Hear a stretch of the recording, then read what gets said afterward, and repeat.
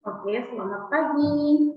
Di video ini, teacher akan menjelaskan materi kita pendidikan agama Kristen untuk kelas 6 di pembelajaran 2, yaitu beribadahlah sebab Tuhan itu baik. Ya, nah mari simak video teacher. Jangan ada yang skip ya, jangan ada yang skip. Oke, nah yang pertama yang harus kalian siapkan sebelum belajar adalah ini, yaitu perlengkapan belajar, alat tulis, buku, pena atau pensil, pena ya, kemudian Alkitab. Kenapa? Supaya kalian cepat mengikuti pelajarannya ya. Oke, kita lanjut. Nah, ini doanya. Karena tadi kita sudah berdoa di Zoom, berarti ini nggak usah lagi, tapi cukup dibaca aja ya. Tuhan Yesus, saat ini kami ingin memulai pelajaran. Roh Kudus kiranya menolong kami supaya kami bisa mengerti materi ini. Terima kasih Tuhan Yesus, haleluya, amin. Ya, nah ini dia materi kita, yaitu berada di halaman 7 sampai 16 ya. Oke, pertanyaannya apakah kalian sudah punya buku semuanya? Oke, kalau sudah punya buku berarti langsung buka halaman 7 ya. Nah, ini adalah tujuan pembelajaran kita, supaya anak-anak memiliki kerinduan untuk beribadah. Kenapa memiliki kerinduan? Emang selama ini nggak beribadah? Ya siapa tahu selama pandemi ini kalian nggak ada keinginan, nggak ada kerinduan untuk beribadah ya. Makanya teacher jelaskan di sini ya, melalui pelajaran ini supaya kita memahami dan memiliki rasa rindu untuk beribadah. Oke. Nah, ini kemarin sudah teacher jelaskan, ibadah dalam bahasa Ibrani adalah abudah ya. Yang artinya bakti, hormat atau penghormatan. Sesuatu sikap atau kegiatan seseorang untuk mengakui dan menghargai Tuhan ya. Ketika kamu menghargai Tuhan, ketika kamu mengakui Tuhan Yesus sebagai Tuhan, beribadahlah dengan hormat. Oke? Nah, yuk sama-sama buka Alkitabnya di dalam Ulangan 10. Ulangan 10 ayat 12. Oke, sudah ketemu? Nah, boleh kalian baca, di sana dikatakan, maka sekarang hai orang Israel, apakah yang diminta daripadamu oleh Tuhan Allahmu selain dari takut akan Tuhan? Allahmu hidup menurut segala jalan yang ditunjukkannya, mengasihi Dia, beribadah kepada Tuhan Allahmu dengan segenap hatimu, dengan segenap jiwamu. Jadi ini seperti nasihat ya kepada bangsa Israel. Nasihat kepada bangsa Israel untuk taat dan bersyukur kepada Tuhan. Karena apa? Karena Tuhan itu selalu baik. Ya. Nah ini dia bangsa Israel. Bayangkan mereka nggak pernah taat kepada Tuhan. Mereka membuat lembu tuangan dari emas seperti ini, lalu mereka menyembahnya, mereka menari-nari. Ini nggak benar, ya. Masakan manusia menyembah ciptaannya sendiri? Saya tanya ya. Ini lembu tuangan ini terbuat dari emas. Kira-kira ini siapa yang membuat? Manusia, ya kan? Tetapi kalau kita menyembah buatan tangan kita, bayangkan ini patung ini, kalau dia tidak diangkat oleh manusia, dia tidak akan bisa bergerak. Kalau dia tidak diciptakan oleh manusia, dia tidak ada. Tetapi masakan manusia menyembah patung seperti ini dosa loh. Inilah yang disebut dengan berhala, menyembah berhala. Ya. Orang Kristen nggak ada seperti itu. Nggak ada orang Kristen menyembah buatan tangannya. Ya. Contohnya nih, mama bikin bolu di rumah, ya kan? Bolu buatan tangan siapa? Buatan tangan mama, ya kan? Gak mungkin kita menyembah bolu itu karena dia enak, gak mungkin. Nah, itulah yang dilakukan oleh bangsa Israel. Mereka menyembah buatan tangan mereka itu dosa. Yang patut disembah siapa? Tuhan Yesus, ya. Oke.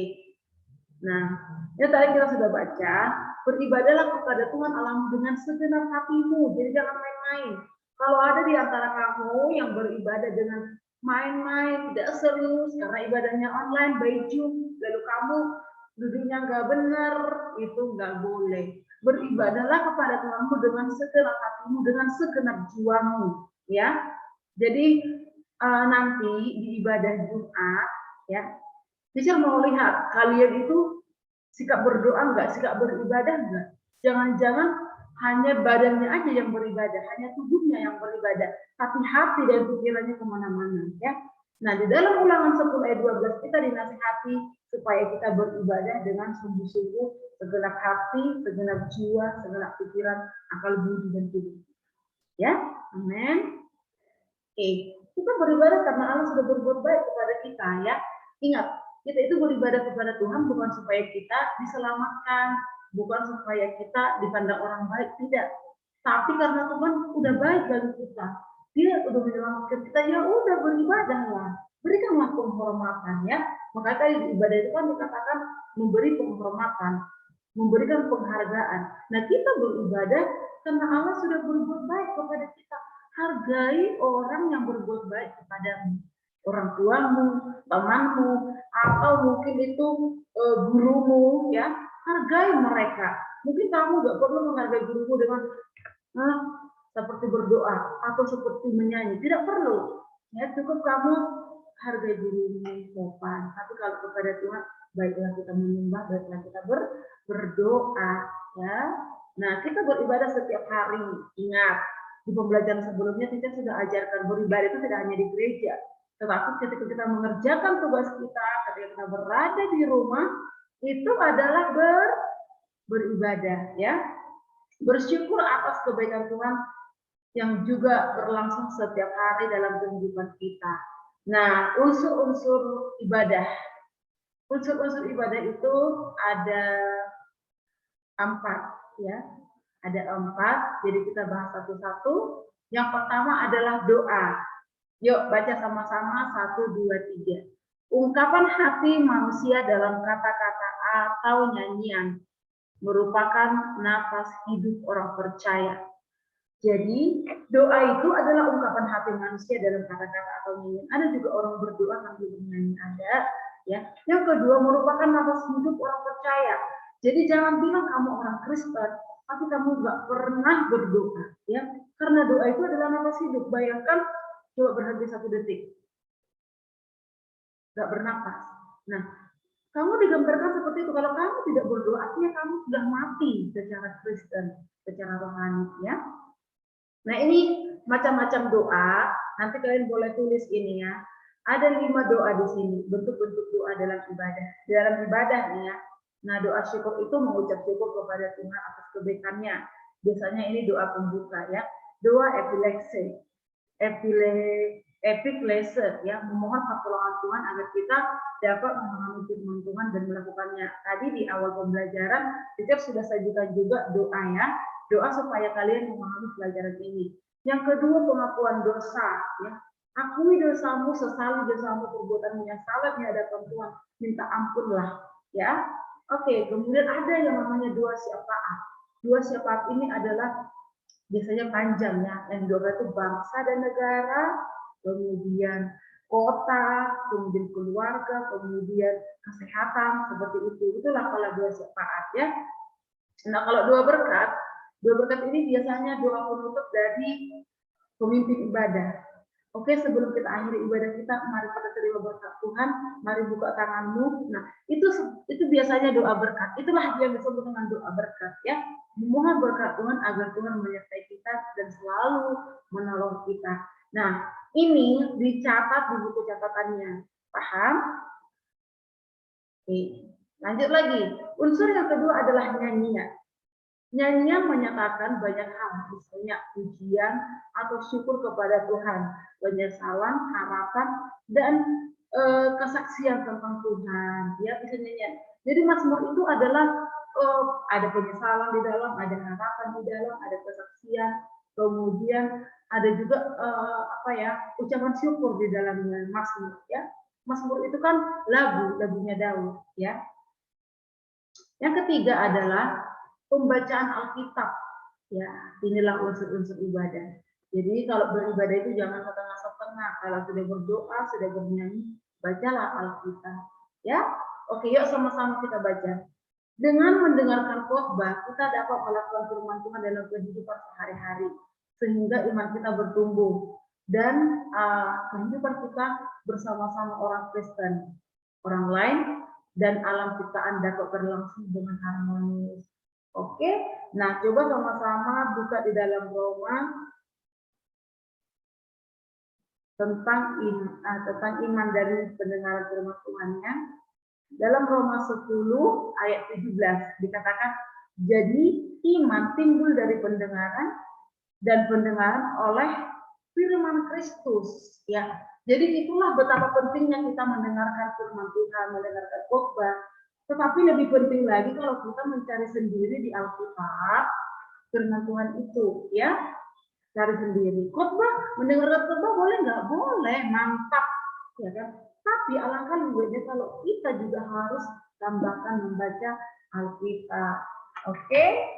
Nah, unsur yang keempat adalah pengakuan iman, ya. Bukan imam, tapi iman, ya.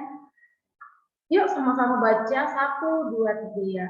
Adalah wujud iman yang kita ucapkan tentang keyakinan atau kepercayaan kita sebagai orang Kristen sejak zaman dahulu, sekarang, dan masa yang akan datang.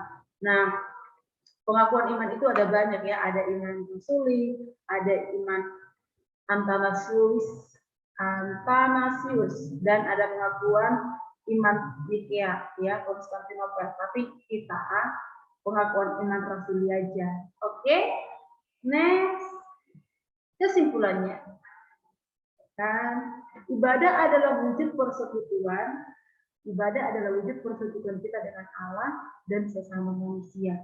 Ya, dengan beribadah kita menyatakan syukur dan harapan kita kepada Tuhan yang selalu baik kepada manusia dan ciptaannya. Oke. Nah, materi tadi ada di halaman 7, ada di halaman 10, 11, dan 12 ya. Mungkin menghayati ibadah sebagai wujud ekspresi ini kita akan lanjutkan minggu depan. Halaman 13 kita lanjutkan minggu depan ya. Oke. Jangan lupa tadi yang teacher minta tadi dicatat unsur-unsur ibadah, dicatat. Kemudian ini catat ya nak. Ini nanti muncul di ujian. Sebutkan doa dalam ibadah, ada 5. Nah, jadi yang perlu kalian catat itu adalah unsur-unsur ibadah. Yang pertama doa, yang kedua nyanyian, kemudian yang ketiga pembacaan Alkitab, yang keempat adalah pengakuan iman, ya. Oke, itu saja. Nah, ini doanya. Yuk sama-sama kita baca.